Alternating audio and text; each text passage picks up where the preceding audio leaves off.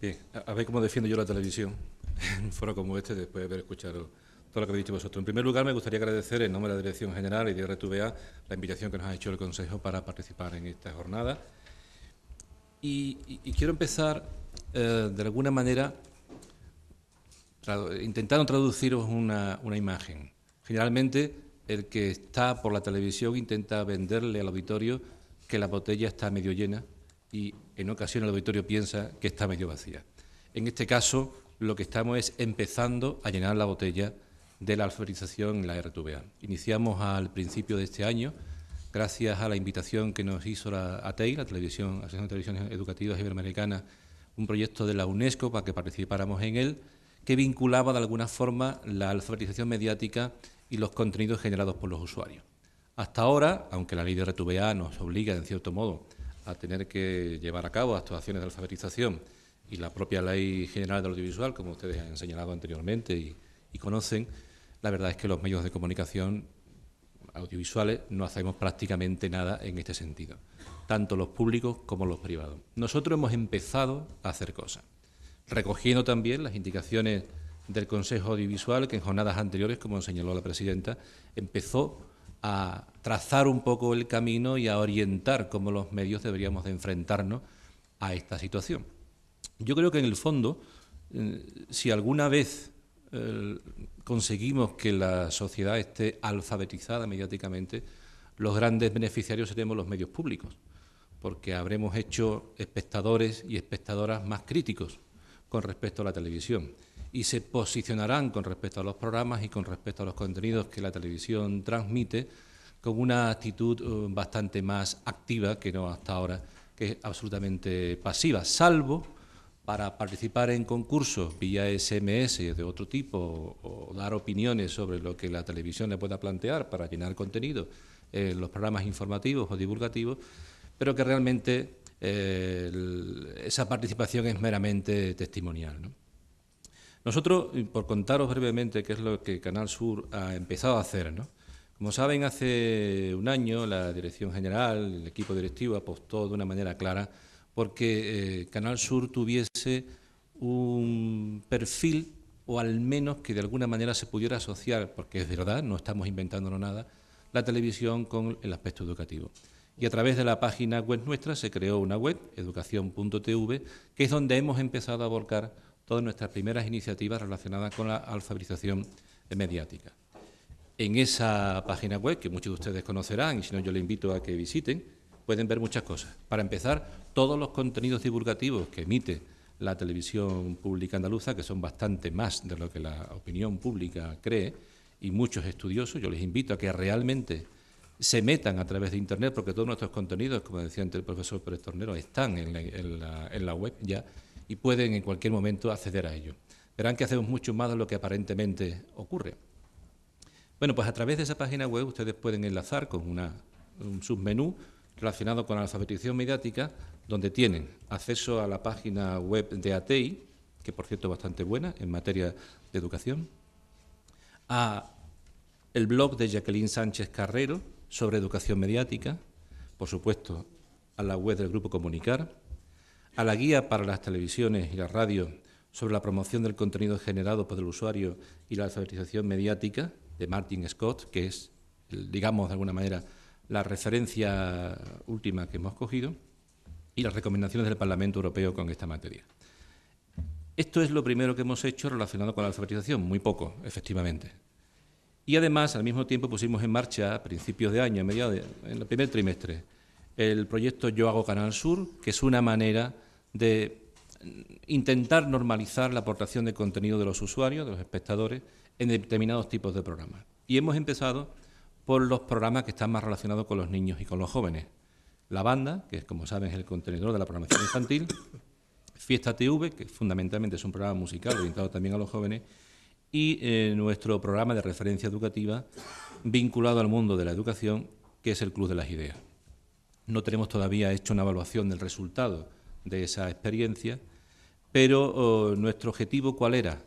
Intentar de alguna manera que los que estén interesados en participar en la televisión a través de la aportación de contenido lo hicieran vinculándose ya a un cierto conocimiento de cómo funcionaría esa aportación de contenido desde el punto de vista de la alfabetización.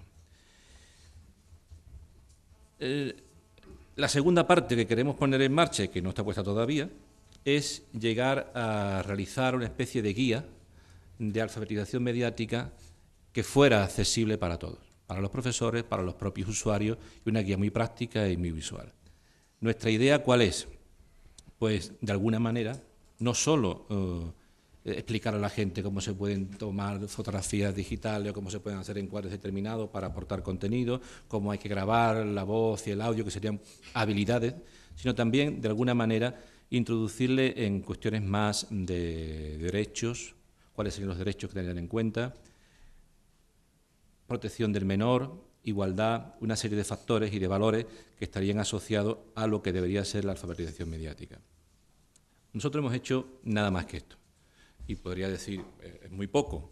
Estamos empezando a llenar la botella, como les decía yo antes, no estamos ni siquiera en la mitad de esa botella, suponiendo que la botella llena sería que tuviese una sociedad perfectamente alfabetizada en cuestiones relacionadas con los medios de comunicación. Yo, de todas maneras, y estas ya son reflexiones personales, no es lo que RTVA pueda pensar al respecto, tengo dudas sobre si la televisión es el vehículo más adecuado para que consigamos, de alguna manera, que la sociedad se alfabetice en cuestiones relacionadas con el mundo audiovisual.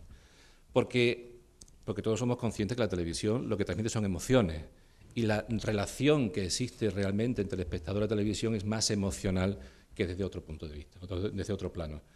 Hasta que no consigamos romper de alguna manera esa relación del espectador con la televisión, difícilmente vamos a conseguir que haya una formación o alfabetización, que es algo más intelectual que no lo que se supone que se puede aprender en otros ámbitos, especialmente en el de la escuela. Yo recuerdo hace unos años que participábamos en Huelva en unas jornadas del Grupo Comunicar, y era muy divertido porque tuve ocasión de estar rodeado de un montón de profesores charlando y explicándoles cómo estábamos entonces empezando a hacer la nueva banda, el nuevo programa infantil, de esto ahora ya 8 años aproximadamente, o 10 quizás.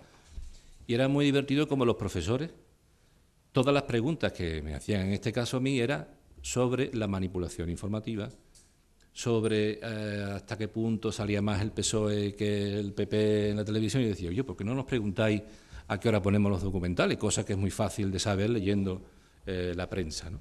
Entonces había nada más que 4 o 5 televisiones o 6, y era muy fácil que un profesor se leyera en la contraportada del periódico de turno.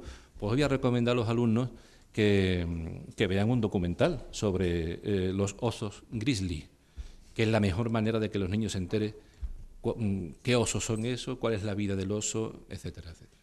Estaba entonces empezando un fenómeno en España que era Gran Hermano, absolutamente criticado por todo el mundo, menos por mí, por ejemplo, en el sentido de que no es que me guste Gran Hermano, es que Gran Hermano puede ser utilizado también desde un punto de vista educativo. Y yo le decía a los profesores aquello, bueno, ¿y por qué no le invitan ustedes que el jueves, que es cuando se emitía Gran Hermano, en vez de acostarse los niños a las 10 de la noche, cosa que no se acuesta ningún niño, como todo el mundo sabe, vean Gran Hermano? Y al día siguiente debatan sobre la intimidad, sobre el derecho al honor, sobre todas esas cuestiones que están puestas en crisis con ese programa.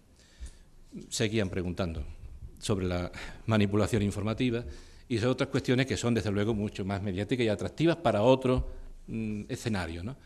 Yo creo que la escuela es el lugar donde la alfabetización mediática puede tener mayores posibilidades de éxito, pensando incluso en que dentro de unos años los niños y los jóvenes de ahora serán los adultos del futuro, y a sus propios hijos le enseñarán de alguna forma a ver la televisión de manera crítica. No es que quiera escurrir el bulto de la responsabilidad de los medios, lo digo así para ser prácticos.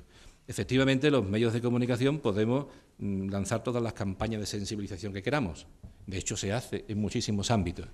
Y yo no veo a la sociedad más sensibilizada con muchísimas de las cuestiones que se publicitan en la televisión, intentando crear un estado de opinión. Por ejemplo, el tráfico. ¿Cuántos anuncios ha habido con respecto al tráfico? Hasta que no ha habido una normativa especialmente coercitiva, el personal no se ha retraído un poco a la hora de correr, porque podían poner multas más altas, porque te quitaban puntos. Es cuando se ha reducido de una manera cierta el número de accidentes y el número de muertos. realmente desconfío del papel o de la capacidad que tiene la televisión para, en este sentido, formar a la opinión pública con respecto a los medios. Y creo mucho más en el papel de la escuela y del maestro, porque al final de todo el proceso educativo lo que hay es un maestro, una maestra y 25 niños y niñas delante. Todo lo demás son parafernalias. El otro día estuve en un aula, porque por circunstancias de la vida me toca además ser concejal de educación de mi pueblo, y entonces vi por primera vez una pizarra digital. Esto es la modernidad. Claro, salvo que la pizarra está puesta de manera que entra la luz por aquí al lado y no se puede ver. Falta incluso cómo estructurar el aula de forma que en la pantalla digital no se vea eso que se vea, efectivamente, no se vea afectada de forma negativa por la concepción del aula pensada en otra cosa. Claro, esto no va en contra de que haya pantallas digitales, sino va a favor de que hay que, de alguna manera, cambiar las formas de distribución de la escuela, de las aulas y de concebir incluso la propia educación. Yo prefiero que hablemos y nos intercambiemos preguntas y opiniones y reflexiones que no seguir contando un poco lo que pienso al respecto, que por resumirlo de alguna manera sería eso. Habría que empezar en la escuela y después la televisión y el resto de la sociedad acompañar a esa formación. Nada más. Pues muchas gracias, José Antonio.